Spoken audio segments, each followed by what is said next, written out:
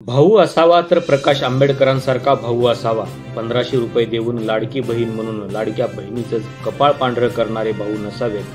हे शब्द आहेत सोमनाथ सूर्यवंशीच्या आईचे. सोमनाथ सूर्यवंशी हे प्रकरण आपल्या सगळ्यांनाच माहिती आहे की नेमकं काय झालं, काय घडलं आणि पोस्टमॉर्टमचे रिपोर्ट नेमके काय आले.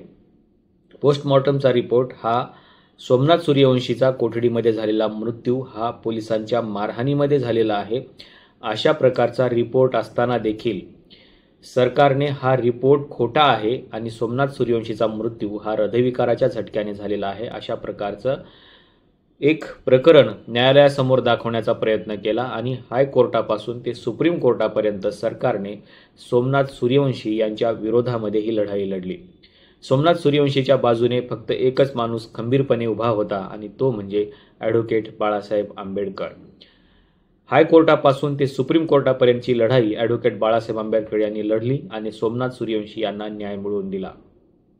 हायकोर्टाने बाळासाहेब आंबेडकर यांची जी काही मागणी होती किंवा बाळासाहेब आंबेडकरांनी जे काही कोर्टासमोर सादर केलेलं होतं ते सगळं मान्य करून सोमनाथ सूर्यवंशी यांचा मृत्यू हा पोलिसांच्या मारहाणीमध्ये झालेला आहे असं सांगितलेलं होतं आणि ज्या कोणी पोलिसांनी त्यांना मारहाण केलेली आहे किंवा याच्यामध्ये जे कोणी दोषी आहेत त्यांच्यावरती गुन्हे दाखल करण्याची मागणी देखील ॲडव्होकेट बाळासाहेब आंबेडकरांनी केलेली होती आणि ही मागणी हायकोर्टाने मान्य देखील केलेली होती आणि त्यांनी असा निकालही दिलेला होता की या प्रकरणामध्ये जे कोणी पोलीस सहभागी आहेत किंवा जे कोणी दोषी आहेत त्यांच्यावरती गुन्हे दाखल करण्यात यावेत.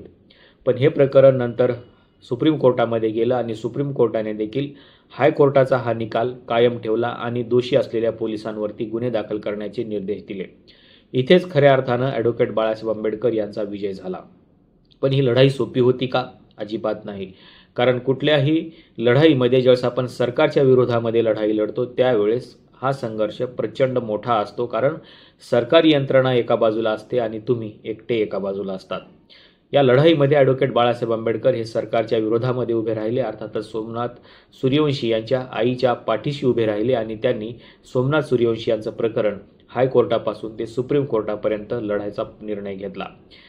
कुठल्याही प्रकारे सोमनाथ सूर्यवंशी यांना न्याय मिळाला पाहिजे या भावनेमधून ॲडव्होकेट बाळासाहेब आंबेडकर सातत्याने या केसमध्ये लढत होते. अनेक वेळेस ते औरंगाबाद अर्थात छत्रपती संभाजीनगरच्या हायकोर्टामध्ये देखील आले आणि त्यांनी इथे देखील अनेक वेळेस हायकोर्टाला या सगळ्या गोष्टी त्यांच्या निदर्शनास आणून दिल्या.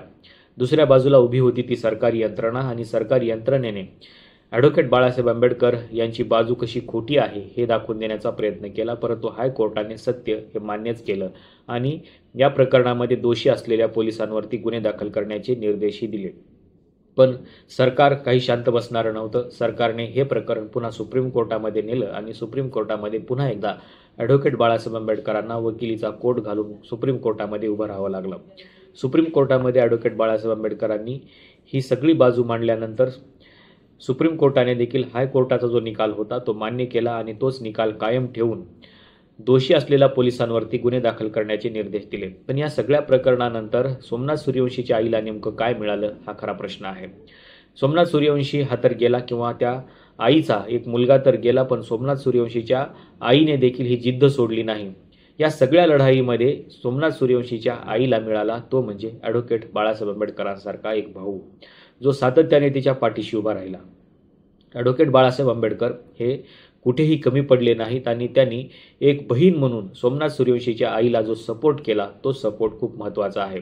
अलीकडच्या कालखंडामध्ये आपण बघतोय की अशा प्रकारची एक केस लढायची म्हणजे एका हेअरिंगला किमान 1 लाख रुपये द्यावे लागतात. इतका महाग न्याय झालेला आहे आणि अशा प्रकरणामध्ये ॲडव्होकेट बाळासाहेब आंबेडकरांनी कुठल्याही पैशाची अपेक्षा न करता किंवा कुठल्याही मानधनाची अपेक्षा न करता त्या महिलेला आणि सोमनाथ सूर्यवंशीला न्याय मिळाला पाहिजे या उद्देशाने ते सातत्याने लढत राहिले. त्यांनी ही लढाई जिंकली. पण लढाई जिंकल्यानंतर सोमनाथ सूर्यवंशीच्या आईने जे काही भाष्य केलेलं आहे ते भाष्य खूप महत्त्वाचं आहे. सूर्यवंशी यांची आई म्हणते की ॲडव्होकेट बाळासाहेब आंबेडकरांसारखा भाऊ असला पाहिजे. 1500 रुपये देऊन अर्थातच आम्हाला लाडकी बहीण म्हणून त्याचे खून करणारे आणि तिच्या भाच्याचे खून करणारे आणि बहिणीचं कपाळ पांढरं करणारे भाऊ नको आहेत. खरं तर सोमनाथ सूर्यवंशीच्या या आईचं जे काही भाष्य आहे हे भाष्य खूप सिरियस आहे. हे सिरियसपणा आपण समजून घेतला पाहिजे. तुम्ही जर नॅशनल क्राईम रेकॉर्ड ब्युरोचा मागच्या 3 वर्षाचा रिपोर्ट काढून बघितला असेल तर तुमच्या लक्षामध्ये येईल की नेमकं या देशामध्ये लाडक्या बहिणींचं काय होते. मागच्या वर्षामध्ये या देशामधून जवळपास 64,000 महिला बेपत्ता आहेत, मिसिंग केसेस आहेत.